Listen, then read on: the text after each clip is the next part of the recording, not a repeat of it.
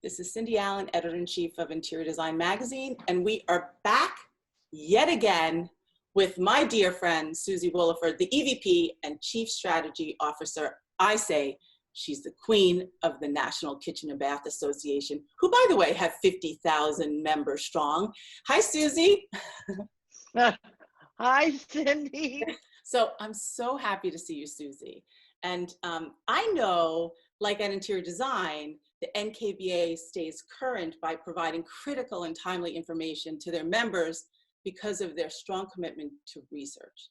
And this time you brought along some of your design members to share the results of some important NKBA research. So give us a breakdown of the research. I'm so glad to have this premier group of designers here with me today. And yes, the NKBA has made a significant investment in research to provide our members and the industry as a whole with important data that impacts their businesses. Yes. You know, every year we field a couple of studies that track the kitchen and bath industry. Our biggest and arguably our most important has been the kitchen and bath market outlook. Yes.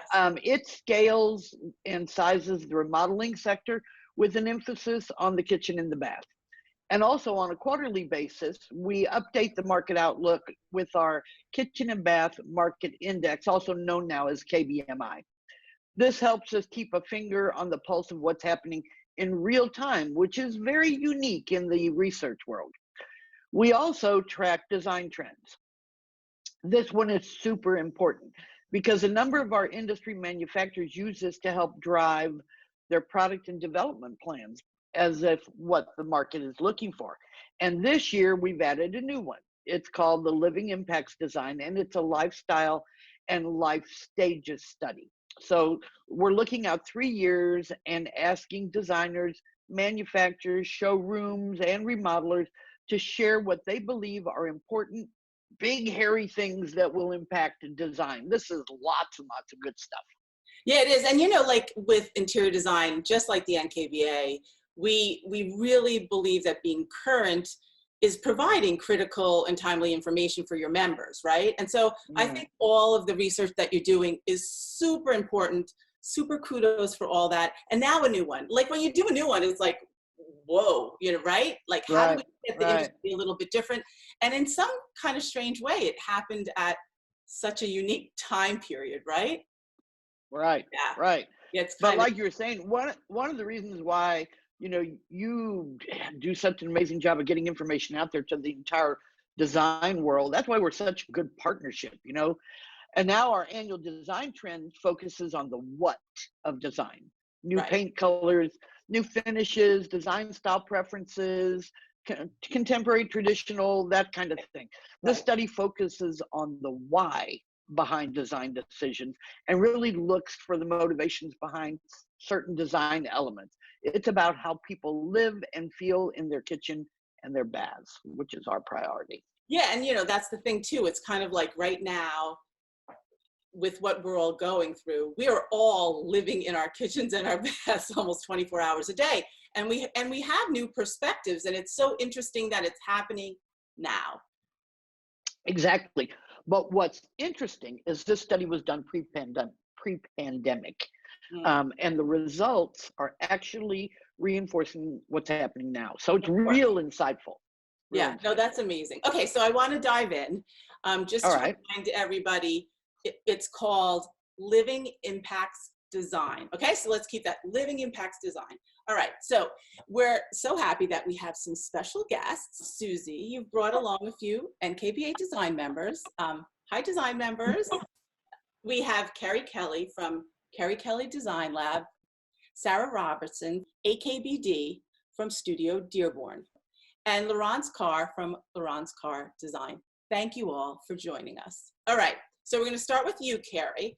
And I hear that you collaborated with the NKBA to develop the Living Impacts Design research. And it seemed like it was a big group that participated, and you came out with some big macro themes.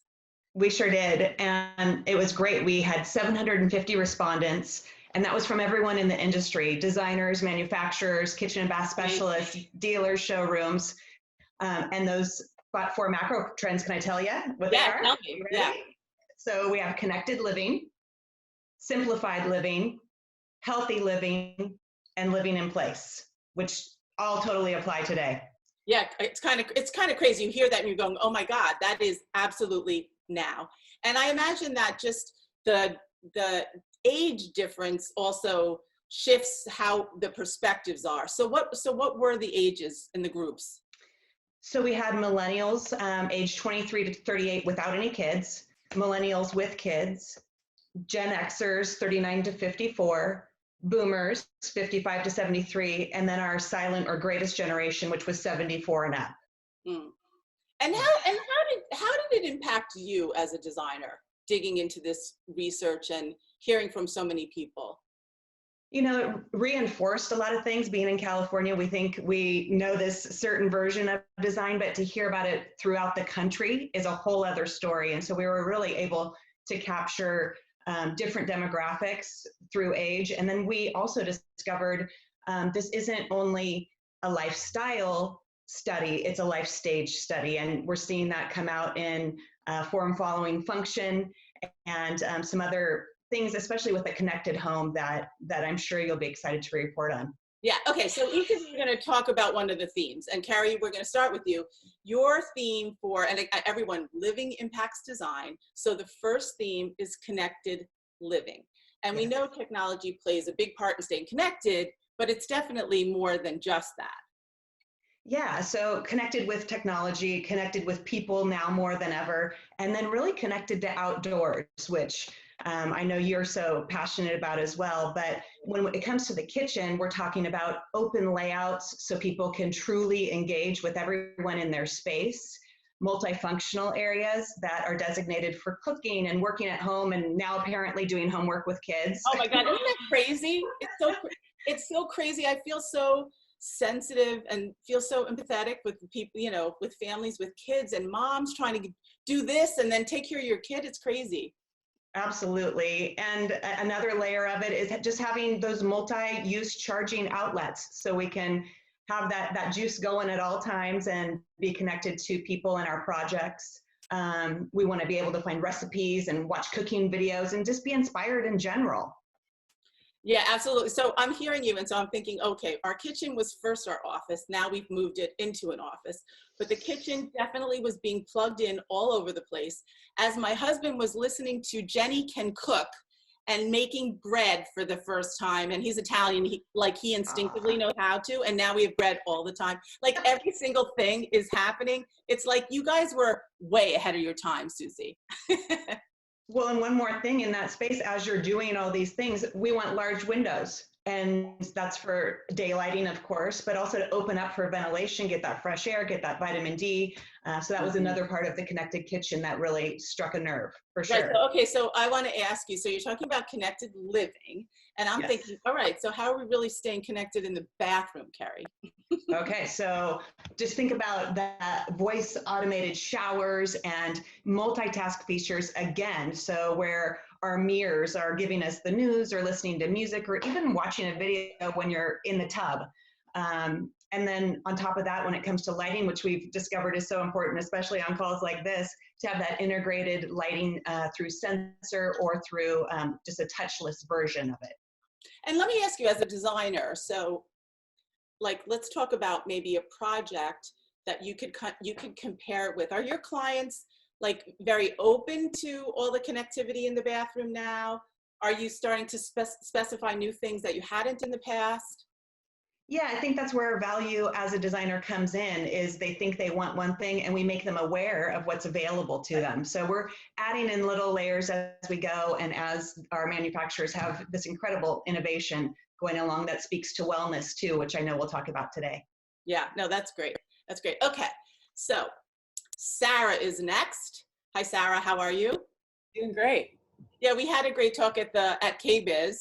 And I understand that you are a master in storage, by the way, which everyone is also like, hearing from designers are either baking or organizing. It's one of the two. So you must be very, very popular.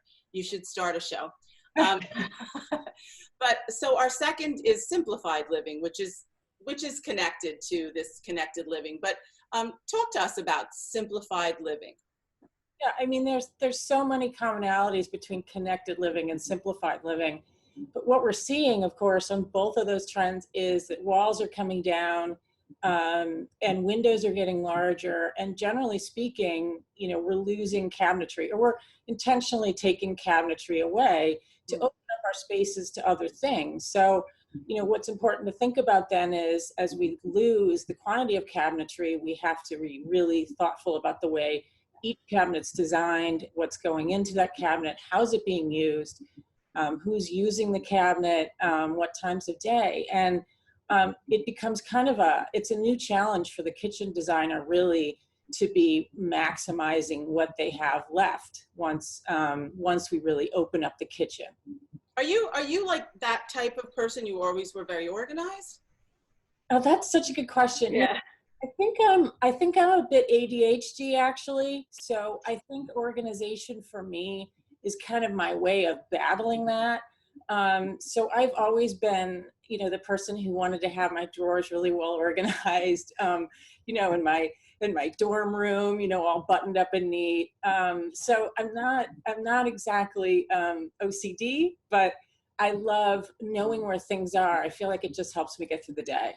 I just can't imagine, like, as you know, that tool, that's a big tool to go to a client. They must all go crazy over that once they know that you can help them, because it is chaos that we live in, and trying to organize it in your home is such a reflection of like having a healthy lifestyle, right?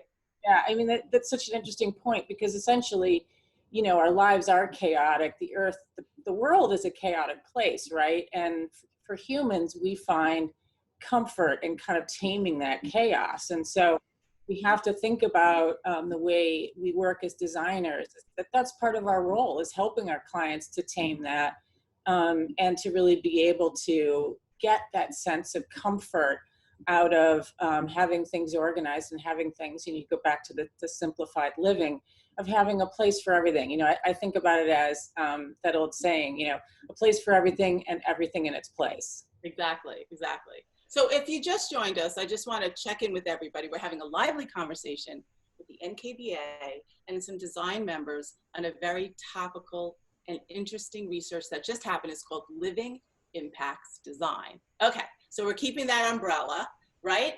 Thank you, Sarah. And now we're up to Laurence. How are you? I'm great, thank you. This is a pretty deep topic that we're talking about, which is healthy living, because healthy means a lot of different things. And Yes. It's something that we're all dealing with right now, just in terms of stress and chaos and being home. Talk to us a little bit about that. So in this research, you know, healthy living relates to the importance of being connected to nature, which, you know, is really part of that research. And we actually really experience this right now within this situation, Okay. how important it is to be connected to nature. So for a long time, the biophilia and circadian rhythm were more commonly used in the hospitality design. However, now it's very much part of residential design vocabulary. So as you know, for biophilia, we know that we humans depend on our interaction with nature, and the natural world, you know, bring a sense of calm and well-being. So bringing nature into the home is multisensory experience. And that's for the circadian rhythm. What we see is that clients who tend more and more to gravitate towards larger windows, because seeing the light change throughout the day help them keep their body circadian system in check. So we have biophilia, then we Yes. have circadian rhythm. Yes. And now let's talk about what's happening in the bathroom. Yes. So that sense of simplification means that a retreat or an escape, in fact, the bathroom is a retreat or an escape. So are bathrooms the new wellness sanctuaries? Yes, they are, because they contribute to heal the body and also release stress. So how does this translate in design? We see more seats in the tubs, Yeah. and in showers. We find heated floors, also soaking tubs, and steam and thermostatic showers, as well as UV filters in lighting to remove toxins from the air, And all of these different elements promote the sense of healing and wellness. Yeah, no, that's beautiful. And it's so true. We're talking about that more than ever. Let's face it. We've been dealing with health and wellness maybe for the past 10 years. And now it will be in a much more meaningful and deeper way. And now for us, at least, health and wellness will be in every project. Every project will be talking about that. So I'm so glad we're discussing that today. So let's move on, Laurence, to the kitchen, because healthy kitchen is not just about eating better, although that's a good part of it, but being more thoughtful about the environment. So why don't you talk to us about that? Yes, absolutely. Yes, clients are learning about the impact their food choices have on health and the importance of food and preparation choices. So for healthy living, what we found is that we have larger refrigerators to store produce with smart temperature storage. We also have flexible refrigerators drawers separated into unique temperature, humidity, and light categories. And we have larger sinks to wash fresh fruit and vegetables, as well as larger prep spaces for built-in shop. And as well as for being environmentally conscious, there is a higher demand definitely of seamless separation between the indoor and outdoor and maximizing daylighting for that feeling of connected living. But also we find more recycling and more composting in the kitchen, as well as induction cooking and speed ovens. And we also have water conserving faucets and dishwashers, and the use of reclaimed wood and metals. And then if we just touch up on this resilient design, which is, intentional design of building landscapes and communities to respond to natural and man-made disasters, we see really a focus on optimizing on-site renewable energy, as well as carrying out water conservation practices and maintaining on-premises non-perishable food supply practices. I wonder, you guys, if you're like, because when you start to see the research and a lot of things, you're like, oh my God, I am doing that, or I'm starting to work on that with a client. But other areas where maybe it's giving you good information to bring to the client as well. Yes, yes. To actually guide our clients, identify their needs and guide them towards making these choices so they can really serve them for their comfort, their well-being, putting health in front of the project. Yeah, I mean, it's an amazing time in so many different ways, but that is one good thing coming out of it, right? Yes. That we can live a more healthy existence, spiritually, emotionally, physically, all of those things, and design, and we need design for that, which is fantastic. Okay, so sorry, stop blabbering. Cindy, let's go to the fourth macro theme, living in place. Okay, Susie, take this one away for us. After listening to Laurence talk, I just love to hear her talk. I mean, like, just keep going. I know, Susie's like, So now you have to hear Texas instead of this beautiful European accent. Oh, well, Laurence. Living in place, this is a philosophy about designing spaces that work for everybody, no matter their ability or their age. We have multiple generations living together now, people in their living rooms and homes that are all living there longer. Different ages, different skill sets, cooking together in the kitchen. So what do you need? You need countertops with different heights. You need your spaces to be wheelchair accessible. You need cabinetry and appliances that can be modified over time as people's ability and sizes change. You need extra wide doorways and walkways and ample lighting. There was a time in my life where we had to totally redo a place because of a change in our lifestyle, and we couldn't get through the doors with the wheelchair. Very important. In the bathroom, non-slip flooring or seats in the shower that allow people independence. Decorative grab bars, things that can be both functional and beautiful. And then heated flooring for many reasons, not to mention comfort. Right. I heard from this wonderful healthcare designer, and she was telling me something that I feel so strongly about too, which is like, so she's been in healthcare for her whole career, right? And so she said, but you know, it's our responsibility, because you're talking about some things that aren't sexy, let's face it. Right. She said, it's our responsibility as designers to make sure it's still beautiful. You know, everyone wants to talk about antimicrobial right now, but like, we need to make it beautiful, because we don't want to go back. We can't go backwards. We're design, you know, you're design people. You can't go backwards. It's sort of like, we need to take all this up a notch, and manufacturers make it up a notch and all those things. How do you guys feel about that?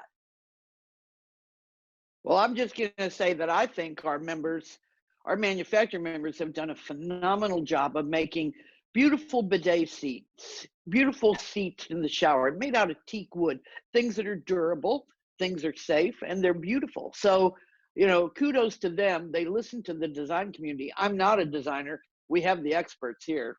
We can get their That's exactly what I was going to say, that it's what a blessing that we've really come, the distance between the manufacturer and the designer is so much closer now. They're really tapping us and asking our opinions and having us be a part of that design and product development process. And I think that's where a lot of the innovation is coming from.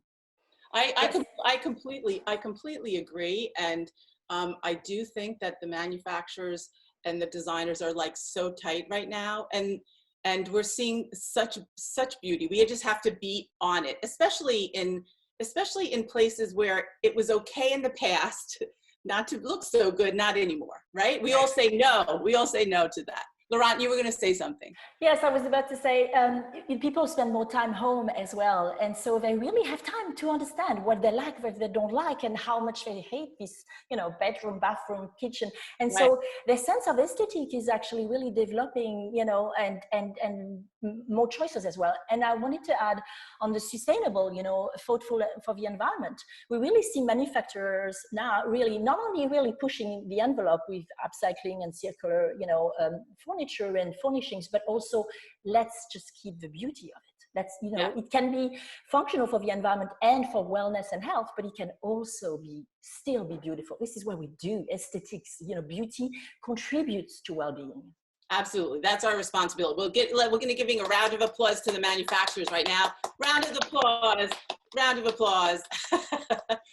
Absolutely. I think we're on that trajectory, and it's just there's so many other kind of health issues that we've never faced before, and we have that responsibility. You all have that responsibility to get us past this and on to the next great thing, which I believe you all will.